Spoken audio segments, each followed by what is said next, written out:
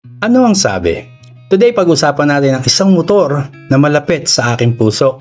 Kung bakit, tara pag-usapan natin. Ito po ang KYMCO KR-V Moto 180. Let's go!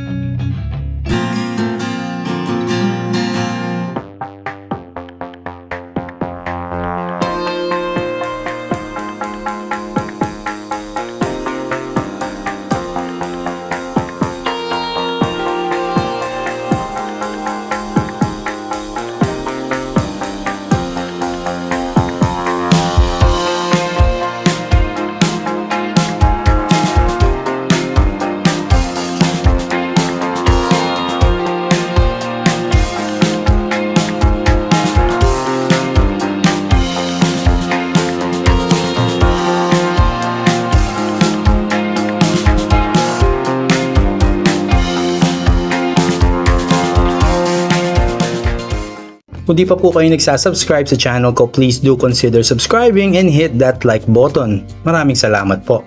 Well, umpisahan ko po ito ng konting backstory. It is almost 4 years ago nung napagdesisyonan ko na gusto kong pumasok sa mundo ng content creations. Well, specifically sa YouTube. Sabi ko, mag-uumpisa ako ng channel ko na simple lang. Yung tipong kaya kong i-sustain. Hindi ko alam kung anong format na dapat kong gawin, pero alam ko na dapat ko na siyang umpisahan. Kaya naglista ako ng mga motor na pwede kong gawin na content. Sa 20 na nailista kong mga motor, itong KYMCO KR-V ang una sa listahan na yon. Gumawa po ako ng video tungkol sa kanya, yun po ang aking unang upload sa channel ko. Kaya kung interesado po kayo mapanood yung pinakaunang video ko na yon, nasa link po yung description, yung link sa video. Well, nag-decide ako na ito ang uunahin ko kasi nung una pa lang siyang nilabas, talagang kakaiba siya. Very strong ang character, sporty, aerodynamic. Yung dating pa lang niya, alam mo na iba pagkaka-engineer sa motor na to. From its stance, yung kanyang tindig, alam mo na well-balanced, maangas, pero malinis siyang tignan.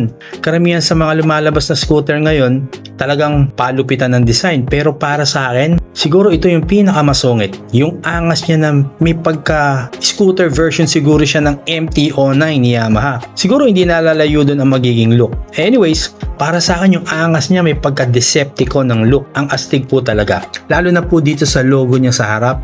At kita naman po, hindi po siya ganun kakulay, walang masyadong decals. Meron lang po KR-V dito sa gilid. All LED po ang mga ilaw nito mula sa front at taillights niya. Talagang ang ganda pong tignan. Sporty siya na scooter pero kita naman ang design niya meron po siyang gulay board. Ayan po. Kaya komportabling maipepwesto mo yung paa mo dyan. Kaya okay din pag bankingan na.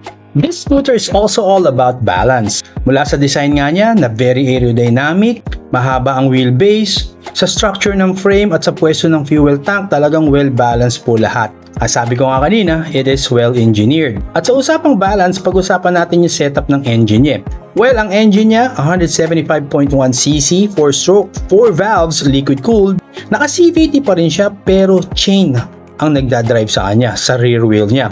Wala siyang crankcase sa gilid kaya yung center of gravity talagang balance. Kasi lahat ng weight ay nakakonsentrate sa gitna, dito mismo sa ilalim ng frame. Kaya talagang sabi ko nga, it is well engineered.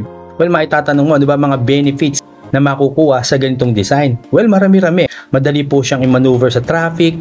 Hindi ka mahirapang suportahan yung motor kahit may angkas ka pa, kahit sa stop and go traffic. At hindi rin hassle magpagas kasi pag binuksan nyo yung fuel tank, andito yan sa harap. Napaka-convenient. Yung setup ng chain drive, mas confident ka ma-long ride to Talagang pang Pilipino pandating niya. At sigurado tayo na hindi yan lalagay ni KYMCO kung hindi yan sobrang tibay. At dahil naka-chain drive siya, ayan, naka-monoshock siya, may swing arm siya, kaya talagang masisiyahan kayo sa long ride at twisties. At yun nga, ang linis niya tignan, itsura pa lang niya, dating pa lang niya, alam mong maganda ang acceleration nito. At hindi lang yon, may mga features siya na magandang i-highlight. Siyempre, KYMCO to, kaya number 1 sa kanila ang safety. Harap likod, disc brakes yan. Dual channel ABS. And yes, may TCS to, traction control system. Sa nabanggit ko nga kanina, naka-monoshock ang suspension sa likod. Para sa cornering, mas stable siya at sobra din ang naidadagdag sa forma niya. Compartment space niya ang laki. Ang full face helmet, kasyang-kasya. Malaki din ang fuel tank nito at 7.2 liters.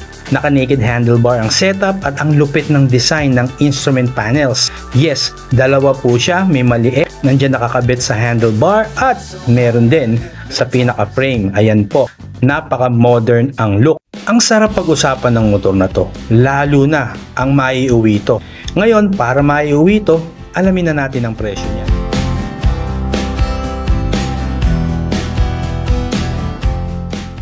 At dito sa Cycle Center, dito sa Taytay, ito ang pricing ng Kymco KRV Moto 180. Kaya pasyal na kayo dito kung interesado kayo sa motor na to. Sa pagtatapos, well, simplihan na lang natin kung kaya naman ng budget nyo at gusto nyo ng motor na talagang special kahit sa ang anggulo mo tignan at may performance na masisiyahan ka, well, sigurado ka sa motor na to. Ito po ang Kymco KRV Moto 180. If you found some value on this video, please do consider subscribing and hit that like button. Maraming salamat po. Ride safe. I'll see you on the next one.